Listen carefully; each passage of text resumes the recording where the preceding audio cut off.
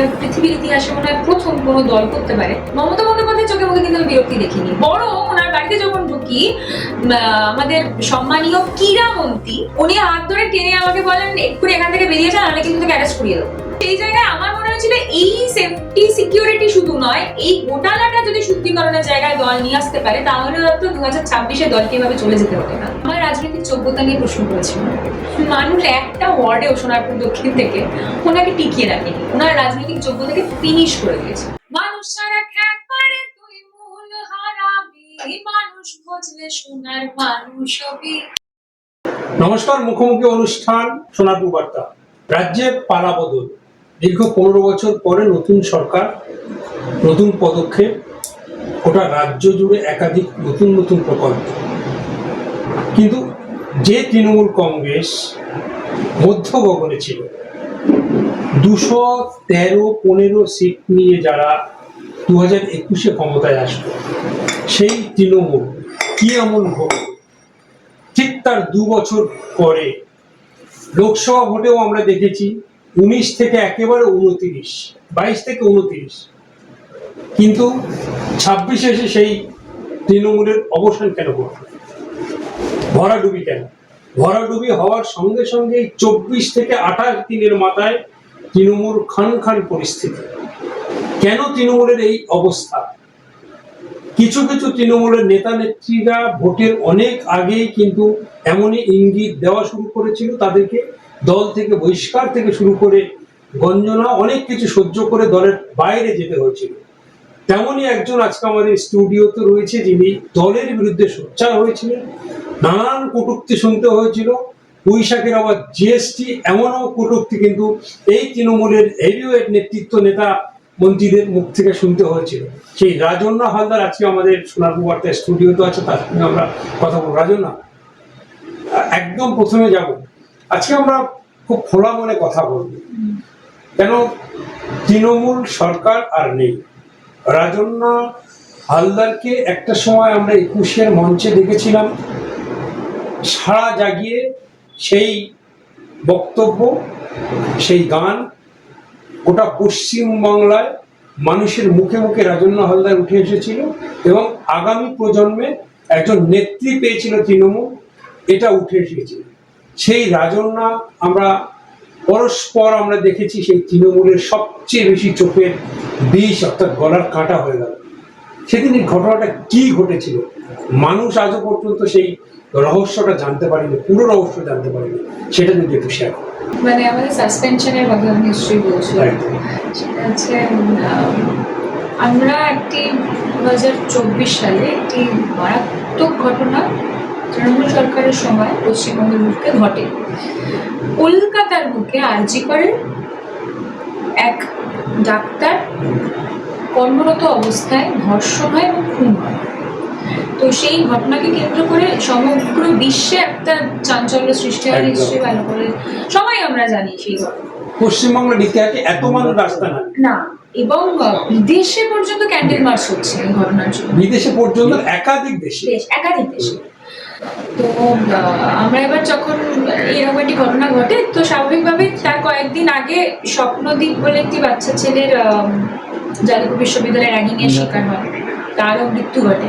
তো এই সব ঘটনাগুলো নিয়ে আমরা চেয়েছিলাম যে একটা অ্যাওয়ারনেসের জন্য, সোশ্যাল অ্যাওয়ারনেসের জন্য শর্ট ফিল্ম বানাবো, এবং আমরা সেই শর্ট ফিল্মে উইমেন সেফটি সিকিউরিটি প্লাস কলেজগুলোর আরো কিভাবে সেফটি সিকিউরিটি তৈরি হওয়া উচিত সেই সব বিষয় নিয়ে একটা স্ক্রিপ্ট বানাই।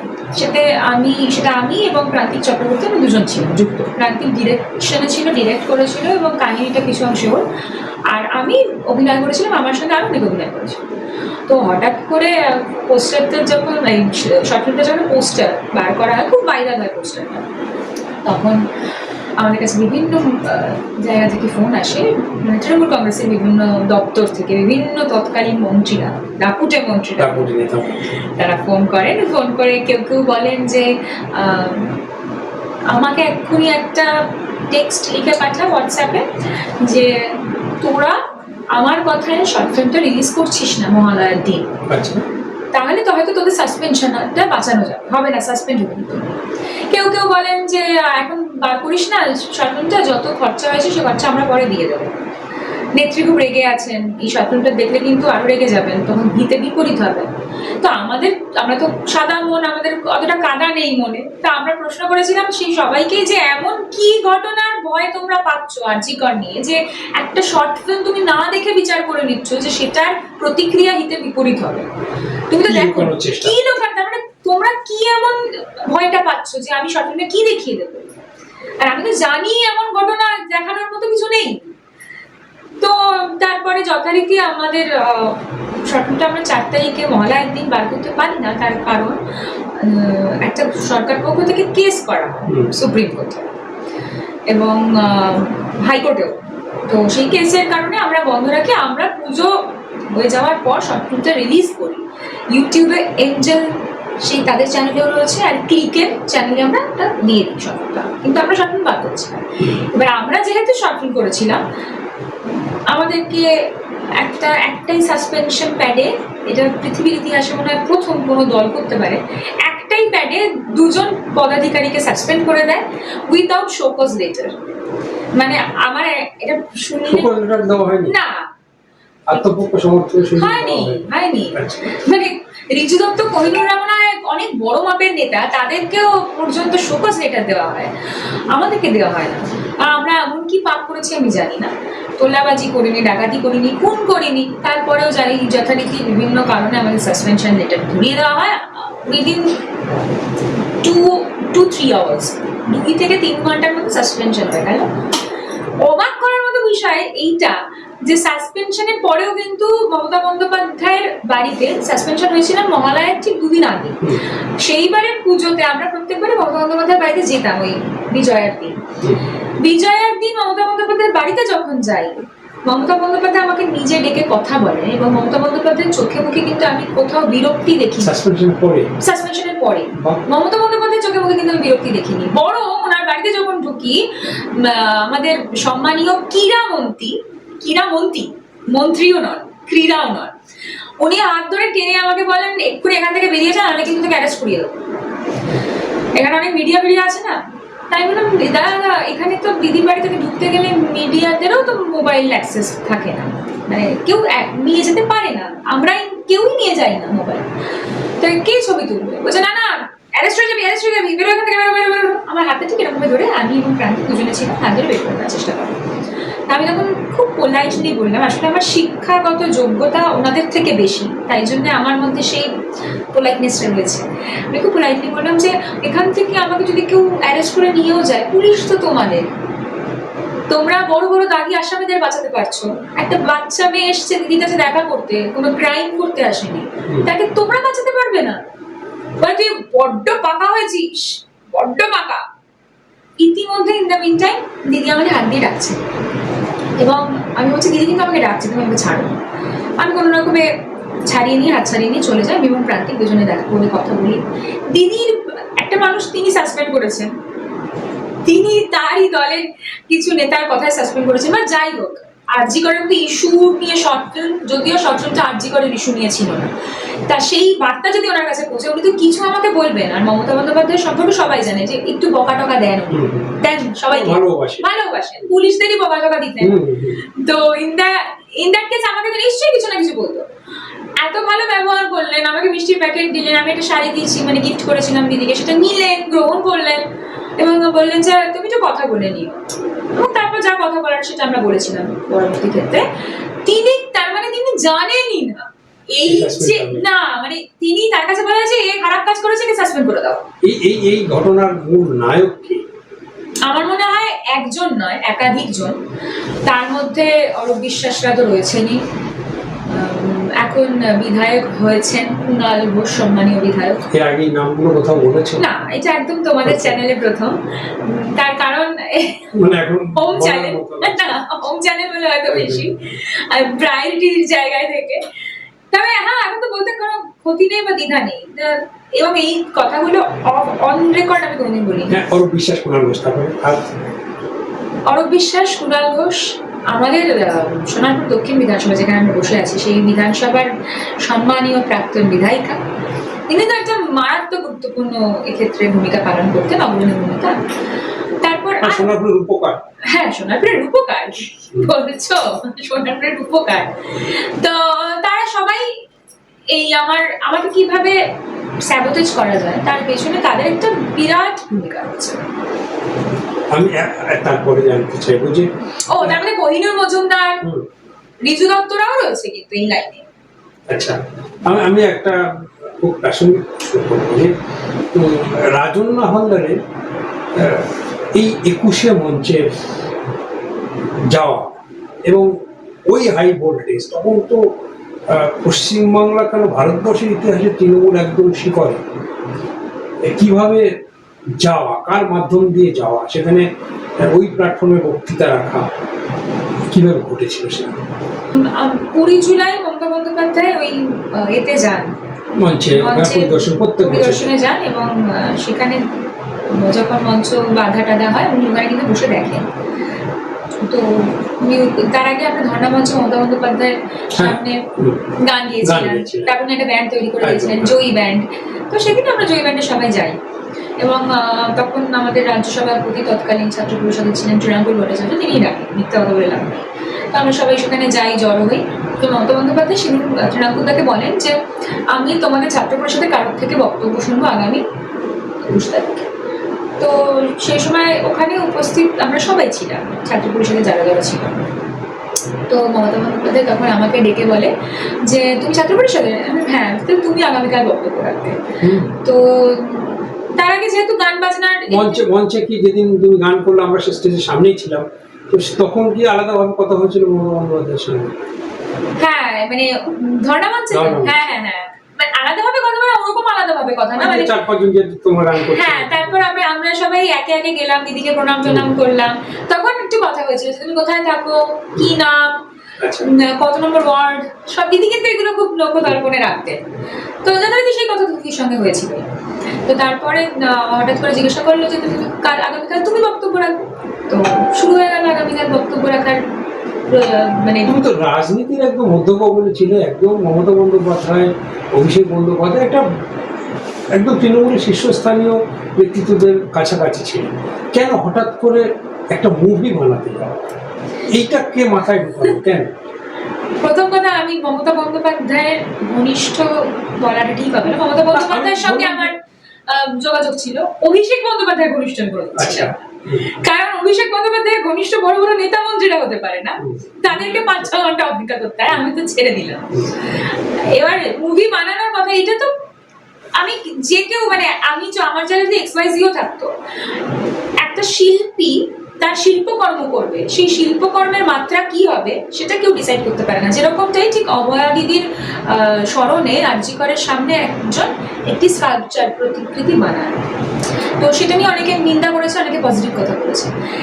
তাকে সেটা করতে, শিল্পীকে তো শিল্পটা করতে দিতে হবে। আমি তো আরজিকর নিয়ে সিনেমা বানাইনি, আমি বানিয়েছিলাম উইমেন সেফটি সিকিউরিটি নিয়ে সিনেমা, যেটা নারীদের প্রয়োজন। ঠিক যেই সিনেমাটা দেখানো হলো না বলে আগামী 9 মাসের মাথায় কসবা ল কলেজে আবার একটি ধর্ষণ, তৃণমূল ছাত্র পরিষদেরই ছেলে তৃণমূল ছাত্র পরিষদের মেয়েকে ধর্ষণ। তাহলে কোথায় সেফটি সিকিউরিটি, কোথায় ছিল? ভুল কিছু তো মানে করিনি। মমতা বন্দ্যোপাধ্যায়ের উচিত ছিল, এটা একটু বলে নি, মমতা বন্দ্যোপাধ্যায় যদি সত্যি চাইতেন উনি দেখতে পারতেন শর্ট ফিল্মটা, এবং ওনার যেটা উচিত ছিল, ওনার জায়গায় আমি থাকলে এটাই করতাম, ওই শর্ট ফিল্মটা প্রত্যেককে দেখতে দেওয়ার সুযোগ করে দেওয়া। তাহলে হয়তো প্রত্যেকের মধ্যে সেফটি সিকিউরিটির এবং নিজেকে কিভাবে সেফ রাখবে তার জনউদ্রেক করতে। এখান থেকে একটা প্রশ্ন উঠে আসে, তাহলে কোথাও গিয়ে তৃণমূল কংগ্রেসের এই অভয়া কাণ্ডের খুব একটা ভয় তাড়া করে বেড়াচ্ছিল, যার জন্য এই ফিল্ম তাদের দেখে নির্ণয় করার মতন সময় আসেনি। মনে হয়েছে যে অভয়া নিয়ে কোনো প্রশ্ন, তো আগে একে ব্যান করো, আগে একে তাড়াও, একে সাইড করো, তার মানে পুরো একটা ভয় ওদের বিরাট তাড়া করে বেড়াচ্ছে। এই সেই জায়গা থেকে আমি বলবো যে এই যে অভয়া মৃত্যু, তৃণমূলের কেউ তখন আমরা সোচ্চার তেমন ভাবে দেখিনি। মমতা বন্দ্যোপাধ্যায় ছুটেছিলেন, সবাই একটা সার্কেলের মধ্যে থেকে করেছিলেন। তথাকথিত এই কোহিনূর বলো, এই রিজু দত্ত বলো, আমরা কাউকেই কিন্তু ফ্রন্ট ফুটে এসে সোচ্চার হতে দেখিনি। কিন্তু তুমি কেন হতে গেলে? কারণ আমি ডাক্তারদের কষাই বলতে পারি না, তাই। আবার সেই উপকার। আমার মনে হয় যে একটা বড় সম্প্রদায়, মানে এটা কমিউনিটি, ডাক্তার কমিউনিটি যারা, তারা পথে নামছে শুধুমাত্র তাদেরই এক সহকর্মী বিচার চেয়ে নয়, শুধুমাত্র সহকর্মী বিচার চেয়ে নয়, তাদের এই পুরো স্বাস্থ্য ব্যবস্থায় একটা বিরাট বড় ঘোটালা রয়েছে, যেটাকে তারা চাইছে যে কিছু শুদ্ধিকরণ যদি করা যায়। তো আমার কাছে এটা খুব ভালো লেগেছিল এই বিষয়টা, যে আমি পজিটিভলি ভেবেছিলাম, যেটা দলের কাছে হয়তো পজিটিভ হওয়া উচিত, যে দলের থেকে যদি দলের শুদ্ধিকরণের জায়গাটা আমরা বলতে পারি। শুধু আমি একা নয়, আমাদের অনেক ছোট, শান্তনু সেন, জগৎ সরকাররা পর্যন্ত বলেছেন। তো সেই জায়গায় আমার মনে হয়েছিল এই সেফটি সিকিউরিটি শুধু নয়, এই ঘোটালাটা যদি শুদ্ধিকরণের জায়গায় দল নিয়ে আসতে পারে, তাহলে হয়তো 2026-এ দলকে এভাবে চলে যেতে হতো না। আজকে 2026-এ যেভাবে দলকে পুরো ধুয়ে মুছে সাফ করে দিল মানুষ, এই আরজি করের পর যদি মমতা বন্দ্যোপাধ্যায় উচিত ব্যবস্থা নিতেন, শুধু আরজি কর বিষয় নয়, স্বাস্থ্য বিষয় ব্যবস্থা নিতেন, সেফটি সিকিউরিটির বিষয় ব্যবস্থা নিতেন, তাহলে কসবা হতো না, আর তাহলে আজকে দলকে 2026-এ চলে যেতে হতো। তৃণমূল দল থেকে তোমাকে একদম বেরিয়ে যেতে বাধ্য করলো, যদি 3টে নাম জানতে চাও। 3টে নাম, একটা তো অবশ্যই অরূপ বিশ্বাস। ছাত্র পরিষদের অনেক নাম আছে, কিন্তু আমি তাদের গুরুত্ব দিতে চাই না, কারণ বড় মাথা ছাড়া হয় না। দ্বিতীয় নাম কুণাল ঘোষ, আর তৃতীয় নাম সোনারপুরের রূপকার শ্রীমতী লাভলি মৈত্র ম্যাডাম। এই যে প্রতিবাদ করতে যাওয়া, সবচেয়ে বেশি বিরাজ ভোজন কার হয়, কে প্রথম রিয়াক্ট করবে? এক্স্যাক্টলি মনে নেই, কারণ অনেকেই ফোন করেছিল। না, থ্রেডের কথা বলি, থ্রেড কালচারের যে বিষয়টা, সেটা তার আগে ফেস করে নিয়েছি আমি সোশ্যাল মিডিয়াতে। আমাকে কিন্তু কোনোদিন ফোন করে থ্রেড কেউ দেওয়ার সাহস পাইনি, হয়তো আমি সেই ব্যক্তিত্ব বলে আমাকে দেয় না, মানে আমি পলিটিক্যালি ব্যক্তিত্ব না, আমার একটা পার্সোনালিটি আছে বলে কেউ আমাকে ফোন করে থ্রেড দেয় না। কিন্তু সোশ্যাল মিডিয়ায় বাবারে থ্রেড, ডেথ থ্রেড, একের পর এক থ্রেড এসেছে। অননোন নাম্বার থেকে 2-3 বার এসেছিল আমার কাছে। একটি কমিউনিটি নিয়ে যখন আমি আল্লাহর অংশ বলে একটি কথা বলে ফেলেছিলাম, তখন আমার কাছে এসেছিল রেপ থ্রেড, কিন্তু ওই পার্টিকুলার কমিউনিটি থেকে।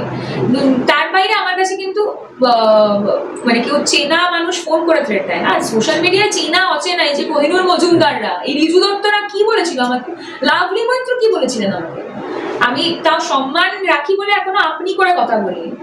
আমার জায়গায় অন্য কেউ থাকলে তুই তো করে কথা বলতো। আর একটা প্রশ্ন আমি করবো, যে কসবা কাণ্ডে যখন তুমি তুললে, এই যে মনোজিৎ মিশ্র, একে নাকি অ্যাপয়েন্ট করেছিল প্রান্তিক ওকে অ্যাপয়েন্ট করেছিল, সেই জায়গায় তোমার প্রান্তিকের নাম যথেষ্ট জড়িয়েছিল, এটা নিয়ে কি বলবো? এটা কতটা অস্বস্তি ফেলেছিল? এইটা তো ম্যাসিভ একটা অপপ্রচার করার চেষ্টা হয়েছিল। কেন চেষ্টা হয়েছিল? হঠাৎ তো আসে না কথাটা যে প্রান্তিক অ্যাপয়েন্ট করেছে। কারণ আমি এবং প্রান্তিক সব থেকে প্রথমে যারা কসবা ল কলেজ নিয়ে প্রতিবাদ করেছিলাম। এবং কেন প্রতিবাদ করেছিলাম? কারণ এরকম মনোজিৎ মিশ্রের মতো তৃণমূল ছাত্র পরিষদে কোহিনুর মজুমদাররা রয়েছে, তৃণমূল ছাত্র পরিষদে অজস্র লোকেরা, অজস্র ছেলেরা রয়েছে, যারা একটা সময় আমারই ছবিকে বিকৃত করে বিভিন্ন ছোট ভাইদের মোবাইলে ছড়িয়ে দিচ্ছিল। এই প্রসঙ্গ আমি আগে বলে নিয়েছি অলরেডি। এবার আমরা তাই জন্য প্রতিবাদ করেছিলাম, কারণ এখানে মেয়েটা ভাগ্যবান, মানে মেয়েটা ভাগ্যবান এবং আমরাও ভাগ্যবান যে মেয়েটা মারা যায়, মেয়েটাকে বাঁচিয়ে রেখেছে। তাই প্রতিবাদ করেছিলাম, জোরালো প্রতিবাদ, এবং নিজেদের প্রসঙ্গ টেনে এনেছিলাম। আমরা প্রতিবাদ করেছি দেখে এদের অনেকের গায়ে লেগেছে। দ্যাটস ওয়াই এটা বলা হয়েছে প্রান্তিক নাকি 2021 সালের কমিটিতে ওকে নিয়োগ করেছিল ওই কলেজটা দেখার জন্য। কিন্তু 2021 সালে প্রান্তিক নিয়োগ করার কেউ ছিলই না। মানে নিয়োগ তো তোমাকে নয় প্রেসিডেন্টকে করতে হবে, নয় চেয়ারম্যানকে করতে হবে, প্রান্তিকে দুটো পদেই ছিল না। তো প্রান্তিক কি করে নিয়োগ করতে পারে, সেটাও যথেষ্ট প্রমাণ সহ আমরা বলেছি, দেখিয়েছি মিডিয়াকে। এবার কিছু মানুষ না বলবেই, কারণ তাদের গায়ে তো লেগেছে না এখন গিয়ে কথাগুলো, তাই তারা বলেছে। ঠিক সেই সময় তুমি যখন সোচ্চার হয়েছিল, তোমার কিছু অশ্লীল ছবি সেটা নিয়ে তুমি বিভিন্ন জায়গায় রিয়াক্ট করেছিল, খুব সম্ভবত সোনারপুর থানাতে বোধহয় গিয়েছিল, সেটা কি ঘটনা ছিল? সেটা কি এআই করা ছিল? আমার একটি ছবি যেটা আমি দেখিয়েছিলাম বোধহয় বিভিন্ন মিডিয়া চ্যানেলে, সে আমার একটি ছবি না, মানে ছবিটা আমার নয়, ছবি একটি বিকৃত ছবি, ছবিতে একটা ফেস কাটিং করে বসানো, এরকম একটা না দুটো ছবি ছিল। সেই দুটো ছবি একদিন 2024 সালে যখন আমাদের সাসপেনশন হয়ে গেছে, তখন প্রান্তিককে কেউ একজন বলেছিল, প্রান্তিকেরই জুনিয়ররা, যে দাদা জানো তো দিদির এরকম কিছু ছবি না আমাদের মোবাইলে পাঠানো হচ্ছে বা আমাদেরকে দেখানো হচ্ছে, কারোর বাড়িতে ঢুকতে, কোনো একজন মন্ত্রী বা নেতার বাড়িতে ঢুকতে যাবো, আগে বসে থাকবো, সেখানে দেখেছিস তোর নেত্রীর ছবি দেখেছিস বলে এরকমভাবে দেখানো হচ্ছে, আমাদের খুব খারাপ লাগছে বিষয়টা। তো প্রান্তিক তখন বলে কি ছবি দেখাতো আমাকে একটুখানি, বলে দাদা পাঠাতে তো পারবো না। তুমি দেখো। তো প্রান্তিককে দেখা করে দেখে যে এরকম ছবি। তো পরবর্তী ক্ষেত্রে সেই ছবিটা আমি বলি না, আমাকেও পাঠা ছবিটা দেখি আমি এই বিষয় ব্যাপারটা। তো আমি যখন ব্যাপারটা দেখি তখন, এবং সেটা স্পষ্ট সবাই জানে ওই ছবিটা একটা বিকৃত ছবি করা হয়েছে, যেটা হয় আগে আমাদের ছোটবেলায় ডিপফেক বলে একটা ব্যাপার ছিল, সেই হতো মুখ বসিয়ে দেওয়া, এটাই উন্নত ভার্সন এআই দিয়ে করা। তো ছবিটা দেখি এবং সঙ্গে সঙ্গে আমরা সেটা নিয়ে সোচ্চার হই এবং আমরা বলি, আমাদের ঘটনাগুলোর কথাও বলি। প্রথমত তো আমার একটা স্বাভাবিক একটা মেয়ের কি দেখা লজ্জা বলবে বিষয় থেকে, সে সেটা নিয়ে খুব একটা বেশি বাইরে প্রকাশ করতে চায় না, যেটা তৃণমূল ছাত্র পরিষদের, হ্যাঁ যেটা তৃণমূল ছাত্র পরিষদের দাদাদের দ্বারা আমি হয়েছি, আমারও খারাপ লেগেছে, আমিও চুপচাপ থেকেছি। আমি সেগুলো নিয়ে কি বলবো, কাকে বলবো? আর এইগুলো তো এমন না যে আমার ছবি হলে সেটার সুযোগ্য। আমি এই জায়গায় একটা তোমাকে আটকে দিয়ে একটা প্রশ্ন জিজ্ঞাসা করবো। এই যে তৃণমূলের আমরা সম্প্রতি সুরেন্দ্রনাথ কলেজে যেটা দেখলাম, ভয়ঙ্কর ব্যাপার, মানে কলেজের মধ্যে একাধিক ঘর, যেখানে বিলাসভবন, যেখানে অনেক কিছু পাওয়া গেছে। তোমরা এই যখন জুনিয়র ছিলে, সেই জায়গা থেকে যখন রাজনীতি করে উঠছো, এই তৃণমূলের যে সমস্ত ছাত্র নেতাদের কাছ থেকে এই ধরনের অফার পেয়েছে? বিশ্বাস করো, আমি কিন্তু কোনোদিন ব্যক্তিগতভাবে কোনো দাদাদের থেকে, দাদাতন্ত্রের থেকে প্রকাশ্যে কোনো অফার পাই, নেভার এভার এভার। আমি বললাম বহু উঠতি নেতৃত্ব তো শিকার হয়েছে। অবশ্যই আমি সেটার জন্যই তার প্রতিবাদটা করেছিলাম কসবা কলেজ নিয়ে, এবং আমি প্রতিবাদ করেছিলাম বলে অনেকে তো অনেক আমার কল রেকর্ডিংও ভাইরাল করে দিয়েছিল। তো এটাই বলেছিলাম যে এই মেয়েরাই এই দাদাদের দ্বারা নিগৃহীত হয়, এবং এটা খুব কমন বিষয়। তোকে আসতেই হবে মিছিলে, রিসেন্টলি তো একটা কল রেকর্ডিং খুব ভাইরাল হচ্ছে, তোকে মিছিলে আসতেই হবে। এই যে মিছিলে আসতেই হবে চাপিয়ে দেওয়া, তুই মিছিলে আয়, তোকে এটা করে দেবো।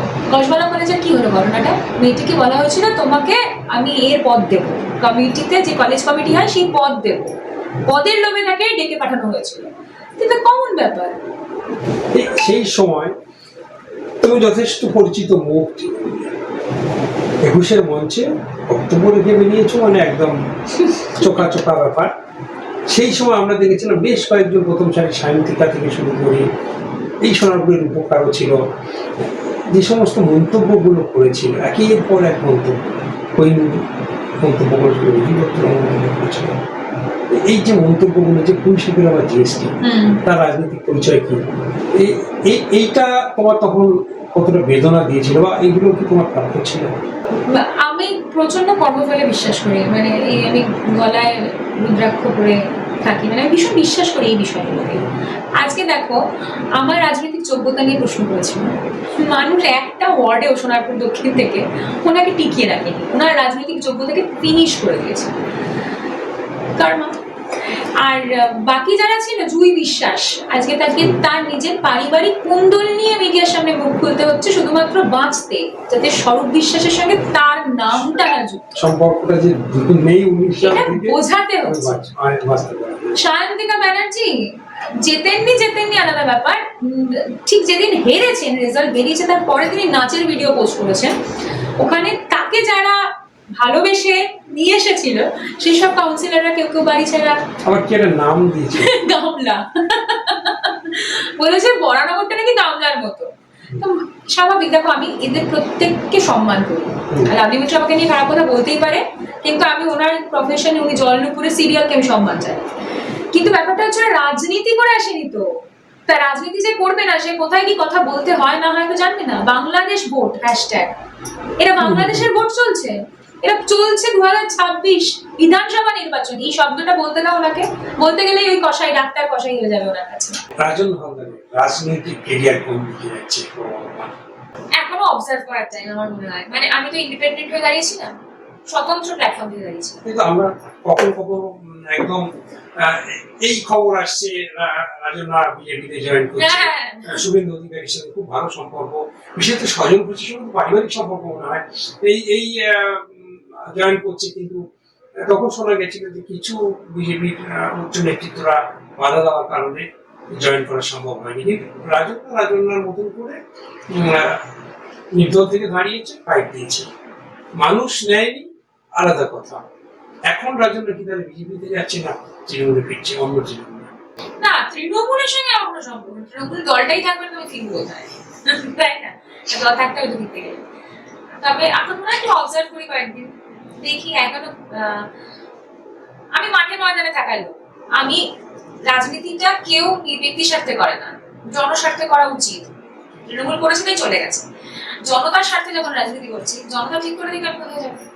এই এই এক মাস শুভেন্দু অধিকারী পদক্ষেপ কি বলবে?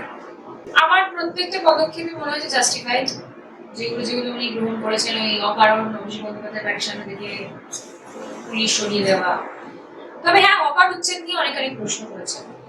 আমিও প্রথমে ভেবেছিলাম যে হ্যাঁ, এটা সত্যি বেঠিক বিষয়। হকার যারা দীর্ঘদিন ধরে মানে দিন আনা দিন খায়, পুঁজি যাদের ওখানে, বিকল্প ব্যবস্থা করা উচিত। এক্স্যাক্টলি। তো আমি এখনো পর্যন্ত জাজ করা উচিত নয়, কারণ 1 মাস সবে হয়েছে, একটা সরকার এসেছে। 1 মাসে একটা সরকার উচ্ছেদ করে ব্যবস্থা করে দিতে পারবে কিনা আমি জানি না। তবে আমি মনে প্রাণে চাই, আমি খুশি হব যদি সম্মানীয় মুখ্যমন্ত্রী তিনি এই যাদের উচ্ছেদ করেছেন তাদের মধ্যে যারা জেনুইন, যারা অন্যের জায়গা দখল করে ওখানে মামারি করছে না, তাদের একটা পার্টিকুলার ব্যবস্থা করবে। এই যে অন্নপূর্ণা মামলা 13 পাতা কম, মানুষের ভিতরে বিরাট একটা বিতৃষ্ণা, রাজনীতি কি বলছে? এটা এমনি এমনি হয়নি। আজকে 12 পাতার ফর্মটা এমনি এমনি কিন্তু সরকার তৈরি করেনি। যখন লক্ষ্মীর ভান্ডার একজন পুরুষ পেতে পারে তখনই সরকার। আজকে আমাদের কাছে খবর এসেছে অন্নপূর্ণা ভান্ডার নদিয়া একজন পুলিশের অ্যাকাউন্টে। তুমি সেটাই বলছি, এটা ভাবো যে 12 পাতার ফর্মের পরে পুরুষ টাকা পাচ্ছে। কি হচ্ছে? তাই জন্য এটা 12 পাতা ফর্ম কিন্তু এমনি এমনি হয়নি, মানে এমনি পুরোনো ইতিহাস না কেটে নতুন কিছু হয় না। এইগুলো দেখেছে বলে হচ্ছে 12 পাতার ফর্ম। তাই জন্য অন্য কারোর কাছে টাকা যাতে না যায় তাই চেষ্টা চলছে। শওকত মোল্লা এসেছে, সুজিত ঘোষ এসেছে, একাধিক প্রাক্তন ব্লক সভাপতি থেকে শুরু করে কাউন্সিলর আজকে সকাল থেকে সন্দেশখালী যুগে একের পর এক অস্ত্র উদ্ধার, এই গোটা প্রক্রিয়া কি বলবে? না, অ্যারেস্ট গুলো যারা হচ্ছে অবশ্যই জাস্টিফাইড। নিশ্চয়ই আমরা শওকত মোল্লাকে ওপেনলি দেখেছি এই ধরনের মন্তব্য করতে, মমতা বন্দ্যোপাধ্যায়কে দেখেছি এই ধরনের মন্তব্য করতে। আগে বলছে যে তুই ঘুমটাও বাধা নাকি শওকত, পরে বলছে শওকত আমার ডান হাত। আমি আমার সিকিউরিটি তাহলে ঠিক আছে, মানে এইগুলো যেগুলো হচ্ছে জাস্টিফাইড হোক, উচিত হওয়া উচিত। আমি মনে করি হওয়া উচিত। 100 বার মানুষের টাকা মারবে, হোক, হওয়া উচিত। রাজনরা মঞ্চে গান করেছে, সিনেমাও করেছে, মনে হয় ওইটা বাদ দিয়ে বোধহয় আরো একটা অভিনয় করেছে। তো রাজনরা এখন সরকার পরিবর্তন হয়েছে, নিজে জিততে পারেনি, ঠিক আছে। সোনারপুর বাসীর জন্য রাজনার কি বক্তব্য থাকবে? সোনারপুর মানুষের পাশে রাজনা দাঁড়াতে চেয়েছিল, আঙুলটা দেখাচ্ছিল, আঙুল ভেঙেছে, বিভিন্ন প্রান্তে মানুষের কাছে ছুটে গেছে, মানুষ নেয়নি, আলাদা কথা। পরবর্তী সময় কি রাজনায় সোনারপুরের মাটি ছেড়ে অন্য মাটির সন্ধানে? না, সোনারপুরের মাটি কামড়ে পড়ে থাকবে, তার জন্য আমাকে যা করার করতে হবে। একটা আঙুল ভেঙেছে, একটা হাত ভাঙতে হবে। রাজনার এই এই রাজনীতি ছাড়া পাশাপাশি এখন কি চলছে? আমি একটি চাকরি করতাম, আমি সিএসসি পরীক্ষা হয়নি, আমি হওয়ার পর পাশ করার পর কিন্তু আমি এখন আশা করা যাচ্ছে হবে। তো আমি একটি কলেজে গেস্ট হিসেবে পড়াতাম। তো তৃণমূলে যখন আমি সাসপেনশনের পর তৃণমূল সেই চাকরিটা নিয়ে নেয় আমার থেকে, 500 টাকার চাকরিও নিয়ে নেয় এরা। এদের আর কি বলবো আমি এর থেকে বড়। তো এখন আমি যেটা প্যারালালি যে প্রফেশনের সঙ্গে যুক্ত, সেটা গান, যেটা আমার প্রফেশন ছিল। আর আমি একটি কোম্পানির সঙ্গে রয়েছি। আর প্রান্তিকার আমি দুজনে মিলে স্ক্রিপ্ট লেখা, এই যা যা আমরা করি, শিল্পী জগৎ যেটা, শিল্প জগৎ যেটা, সেটা তৈরি হচ্ছে, চলছে। প্রাসঙ্গিক ছিল রাজনা আগামী দিনে কোন দলে দেখা যাবে, দেখা যাবে নিশ্চয়ই কোনো দলে যদি দেখা নাও যায়, আমার বিশ্বাস কোনো না কোনো প্ল্যাটফর্মে রাজনাকে দেখা যাবে। সেটা একদম অনুষ্ঠানের শেষ রাজনার কণ্ঠে, যেহেতু রাজনা গান করে ভালো, একদম 2 লাইনের একটা গান শুনে আমাদের অনুষ্ঠান আছে শেষ করি। মানুষ ছাড়া খ্যাপারে তুই মূল হারাবি, মানুষ ছাড়া খ্যাপারে তুই মূল হারাবি, মানুষ বুঝলে সোনার মানুষ হবি, ও মানুষ বুঝলে সোনার মানুষ হবি, মানুষ বুঝলে সোনার মানুষ হবি। হিট বাজারে রাখবো সেই গানটা, রীতিমাজারে তো মানুষ মানুষ রাখবে, তাই মানুষকে বুঝতে বলছি। না, মমতা বন্দ্যোপাধ্যায় কিন্তু রাখবে বলেছিল, সে আমাদের শারীরিক ঘোষ থেকে শুরু করে সবাই হ্যাঁ, একটা হ্যাঁ, ট্রেনিং হ্যাঁ। হয়েছিল এই গানটা মমতা হাইজেক বন্দ্যোপাধ্যায় তো ইমোশনাল, তাই দেওয়া হয়েছিল। গানের তো কোনো জাত ধর্ম হয় না, দল হয়। ওরে ছেড়ে দিল সোনার গো খ্যাপা, ছেড়ে দিল সোনার গো আমরা আর পাবো না, আর পাবো না, তোমায় ঋত মাঝারে রাখবো, ছেড়ে দেব না, তোমায় হৃদয় মাঝে রাখবো, ছেড়ে দেব না। একদম শেষ অনুষ্ঠান আমরা শেষ করব। সোনারপুর বার্তার, সোনারপুরের দর্শক, পশ্চিমবাংলার দর্শক, রাজন্যা সাধারণ মানুষের উদ্দেশ্যে কিছু বলবে। সাধারণ মানুষদের উদ্দেশ্যে আমার বক্তব্য, আমার ভাবনা, আমার চিন্তা একটাই থাকবে, সততার কোনো নেগেটিভ দাম হয় না, সততার দাম সবসময় পজিটিভ হয়, ধনাত্মক হয়। তাই কখনো সততার পথ থেকে, সততার রাস্তা থেকে সরে যাওয়া উচিত নয়। আর যেখানে যেখানে সেই নতুন সরকার হোক, যে সরকার হোক, যেখানে যেখানে ভুল দেখবেন সেখানে সেখানে প্রতিবাদ করবেন, কারণ আপনাদের ভোটে সরকার তৈরি হয়, আমাদের ভোটে সরকার তৈরি হয়। এই প্রতিবাদের ভাষা যেন ভুলে না যায়। আর last but not the least, তৃতীয় বিষয় সেটা হচ্ছে যে এই মুহূর্তে দাঁড়িয়ে এমন একটি পরিস্থিতিতে আমরা রয়েছে, আমাদের সাধারণ মানুষরা, যেখানে দাঙ্গা, রাহাজানি, খুনোখুনি এগুলো লাগিয়ে দেওয়ার চেষ্টা চলবে বিভিন্ন দলের তরফ থেকে। মানে যেহেতু সরকার পক্ষে তাদের বিরোধী দল বিজেপি রয়েছে, তাই অন্যান্য দলেরা চেষ্টা করবে। আমরা যেন সেই উস্কানিতে পা না দিই, তাহলে আমাদের পক্ষে আগামী দিন আরো সুন্দর। অভয়ের ফাইল খোলা হয়েছে, অভয় বিচার পাবে, যেটা রাজন্যা রাস্তায় হয়েছে। আমি আশাবাদী বিচার পাক। বিচার না পেলে তখন তো আবার প্রতিরোধ প্রতিবাদ গড়ে উঠবে, সেটা অভয় দিন না করুক না করুক, আমরা তো করবো। Thank you. Thank you. আমরা তখন কথা বলছিলাম রাজন্যা হালদারের সঙ্গে, তার ক্ষোভ, দুঃখ, ভালো লাগা, আবেগ, আগামী দিনে পথ চলা সব বিষয় আজকে অকপটে কিন্তু সোনারপুর বার্তার স্টুডিওতে এসে তিনি বললেন। সাধারণ মানুষের উদ্দেশ্যে কিছু তার বক্তব্য ছিল, তিনি সেভাবেই বললেন। কিন্তু কোথাও গিয়ে তৃণমূলের প্রতি বীতশ্রদ্ধ কিন্তু মমতা বন্দ্যোপাধ্যায়ের প্রতি কোথাও গিয়ে সম্পূর্ণ কিন্তু রাজন্যা হালদারের একই আছে। পাশাপাশি সোনারপুরের উদ্দেশ্যে তার স্পেশাল বক্তব্য থাকলো, যে মানুষগুলোকে সাধারণ মানুষ প্রত্যাখ্যান করেছে, যাদের অত্যাচারের বিরুদ্ধে মানুষ ম্যান্ডেট দিয়েছে, নতুন বিধায়ক যদি তাদেরকে নিয়ে আবার সংগঠিতভাবে কাজ করতে চায়, মানুষ আবার করে সোনারপুর মানুষ কিন্তু চিন্তা ভাবনা করবে, এমনটাই কিন্তু রাজনীতি।